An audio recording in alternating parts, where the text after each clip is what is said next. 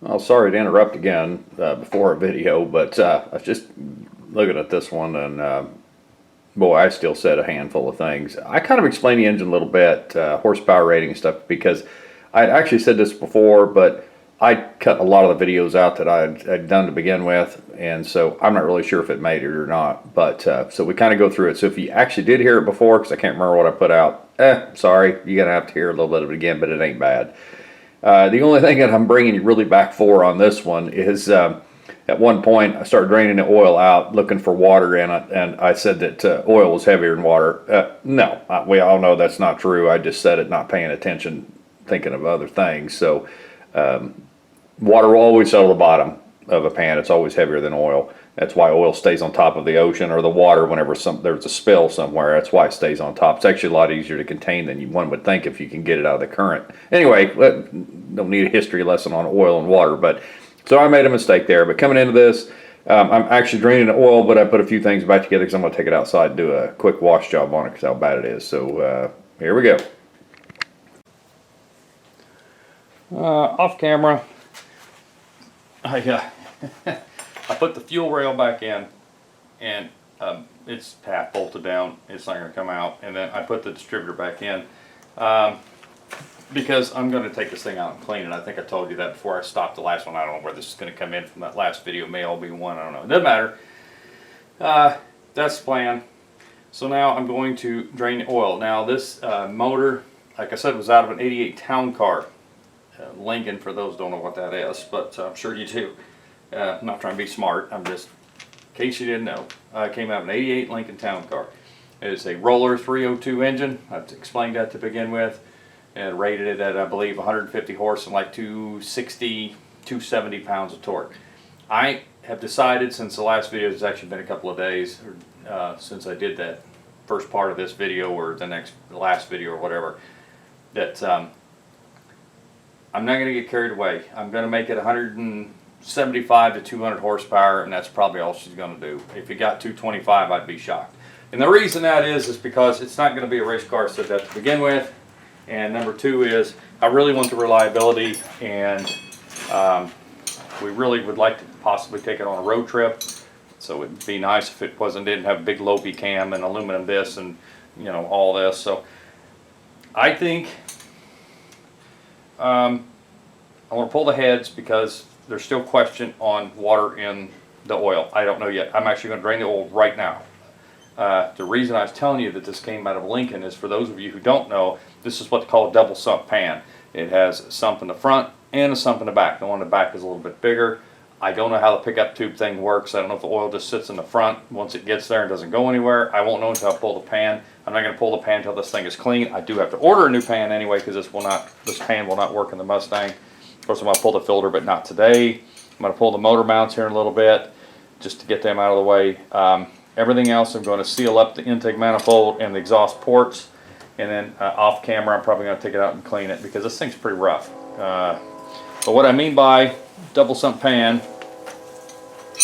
is, and it actually has two separate places to drain oil. And I guess you have to do both. I just want to show you how bad this is as far as, I mean, you can kind of see it on camera, but it's clear full of, you can't even see the bolts for the intake manifold. They're completely covered. I don't know what that is, but I know mice and stuff have been in there. But this thing is just pretty nasty. So we're gonna go out and give the old purple power and some clean to it. But what I mean by a double sump pan is, well, let's back it up where you can see it. I know the light is reflecting because I cannot see what you're looking at. Aha!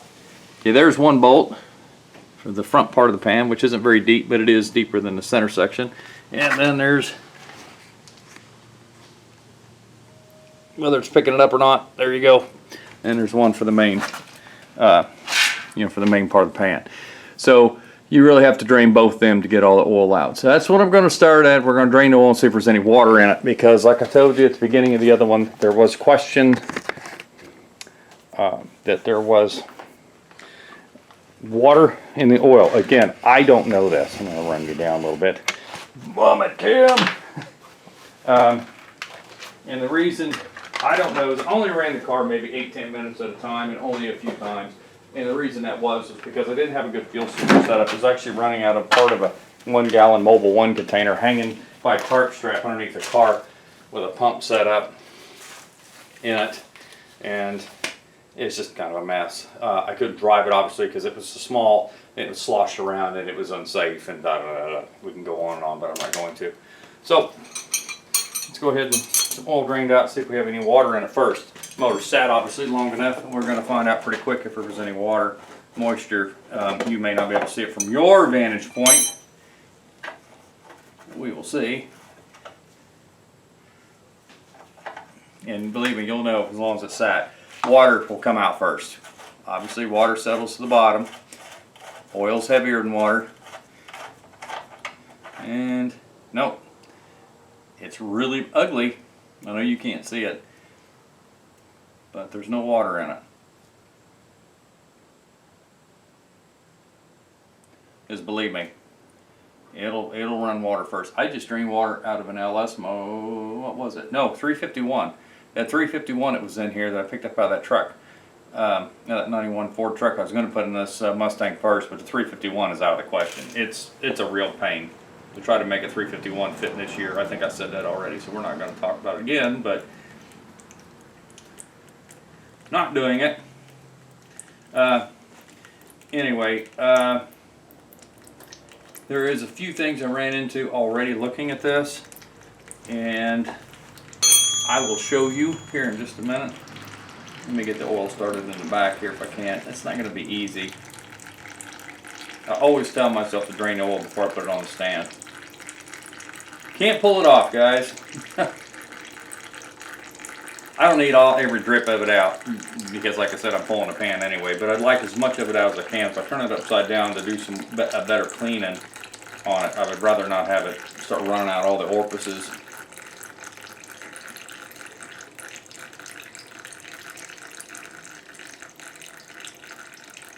There may be some still coming because the back gets, it's full enough of oil that it's probably should have done the back first. Good enough for this minute. I don't have it all day. I don't know what this thing is. Looks like a low oil. You can't see what I'm messing with there. I have no doubt. Oh, this is going to make a mess. I can already tell you. I can tell you something else too. Neither one of them plugs are very tight. I gotta get on this side.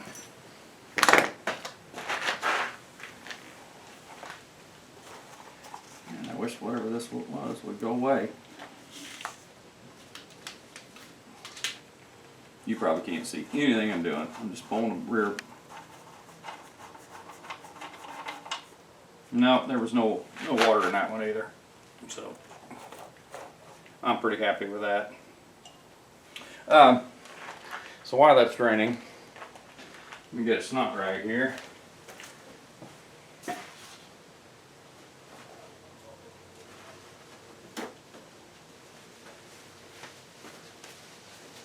Okay.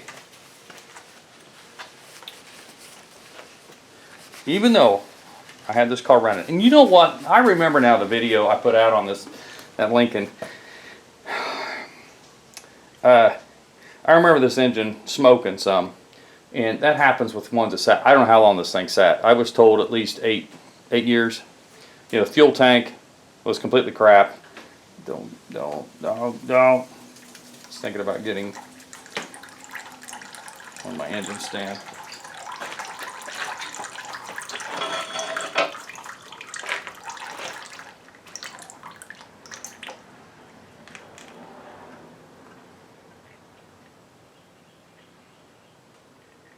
Well, it's not thinking about getting on the engine stand anymore. It is on the engine stand.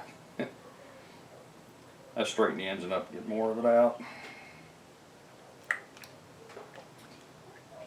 make a big mess. Make a bigger mess. Come on.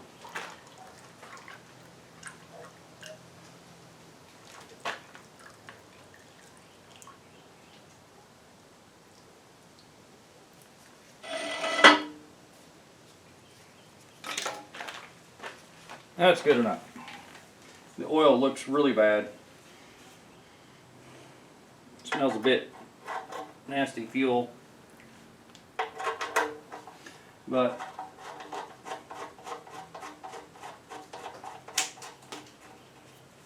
it's good enough for what we're going to be doing. Alright, so what I wanted to show you is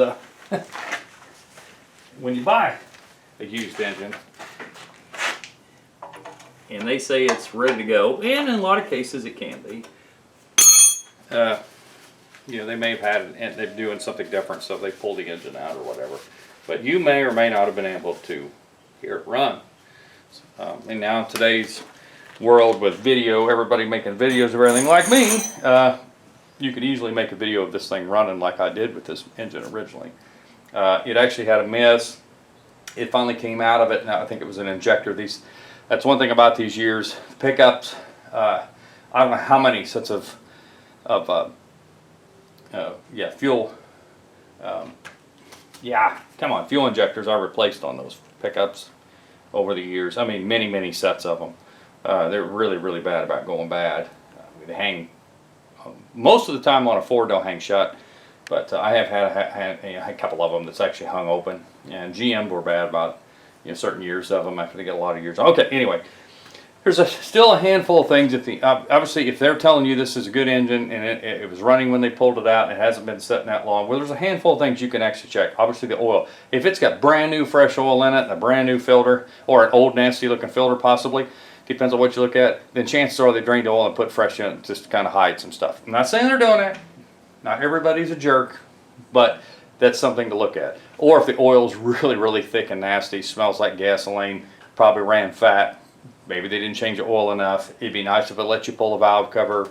That may or may not tell you anything, because if they pulled it prior to getting there, they could have cleaned it up on that side. Again, I'm not trying to downplay. People can be jerks. Let's just be honest. But there are a few things that you can check that will also tell the tale of what of possibilities. Number one, here's a good example. I don't know if you can see this. I'll move you a bit closer so you can see what I'm talking about here. I want you to see exactly what I'm doing. And now you're too close. That isn't working either.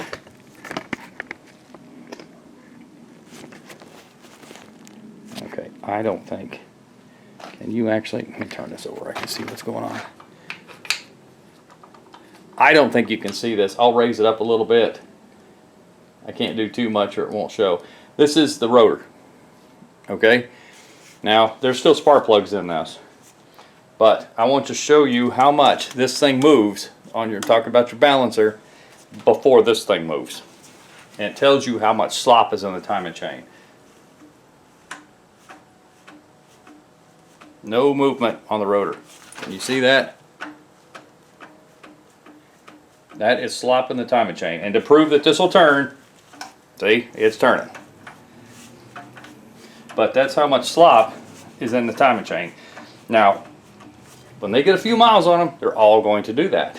But if they're telling you it was rebuilt 5,000 miles ago and you got that much slop in the timing chain, I'm going to call inaccurate statement.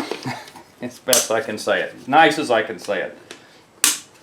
So keep that in mind. There's a few things that you can check. And this isn't a telltale of everything.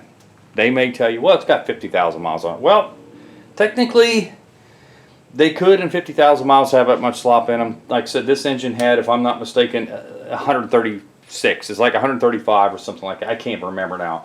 But it was somewhere in 130 range, which I consider a roller engine to be reasonable mileage, low to reasonable mileage, especially in a Lincoln. You figure it wasn't hot rodded, it wasn't drag raced, it wasn't, that's probably not why somebody bought a Lincoln.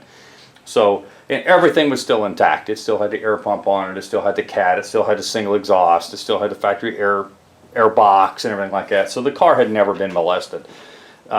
Most time people don't do that to the Lincolns, but I had planned on changing the cam and lifters anyway, so obviously I'm going to need a timing set too. And I'm also, like I said, I'm going to get a full gasket set. Seals, gaskets. Since you got the front off, I've already got the back off, you might as well replace the rear main seal and everything. And I'm going to pull the heads, and I'm probably going to go ahead and take them down to the machine shop and have them do them.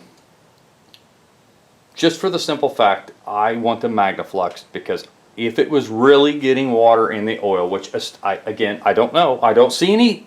I did not see any signs of that when I had the engine running, but I never ran it long enough to know.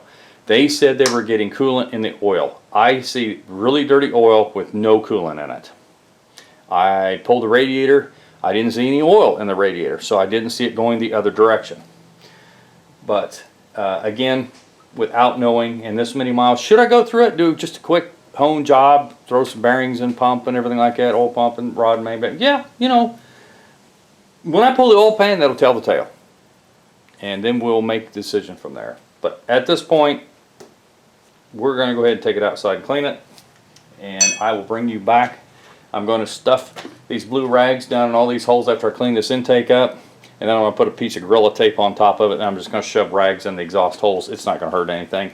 And then after it's clean and dry, I'll pull the spark plugs, spin the engine oil, make sure that they're over several times, make sure there's no water in it. And then I'll probably spray some of that gel, that WD-40 gel in the cylinder, just to make sure it doesn't spot rust anymore than it was. Because this engine's going to sit for a little bit. I have mechanical stuff that has to be done to the car. I promised the engine transmission to somebody. I need to get the subframe connectors on. I need to get the rear end dug out and see what kind of shape it's in. I need to order leaf springs and shackle. I'm going to go ahead and order the shackle bushings and the shackles and everything, plus some new, you know what I'm talking about, U-bolts. And I have most everything for the front end, except I don't have the tie rods and I don't have the center link. And the reason, I will show you why I don't have a center link later on in this series. So anyway, I'm sorry to talk too much. I just wanted to let you know that there are some things. And oh, there's something else on these Fords. You remember I told you that we'll go to the back. When I pulled that tube off there, it was bolted on here and there, and then right there is where that the exhaust comes out of the heads. See, that one's really carboned up. This one was, I dug it out. The front has them too. You could swap these heads left or right. So there's actually those there too, but if you could see, when they're cleaned up, they're actually also threaded. So you can put a bolt or plug in those. Does that on both sides. If you're getting away from all of the emissions, don't forget to do the back ones. And you better do the front ones if you're not using the serpentine, factory serpentine system. Because the plate that mounts for the alternator, power steering, all that garbage there, actually is what covers those holes up. I don't think there's bolts in them. There may be. I don't remember now. It's been a while since I took this apart. But just keep that in mind. You've got to plug those holes if you're not using them, because you'll have exhaust come out of them. You have 4 places exhaust will come out. So just keep that in mind, guys.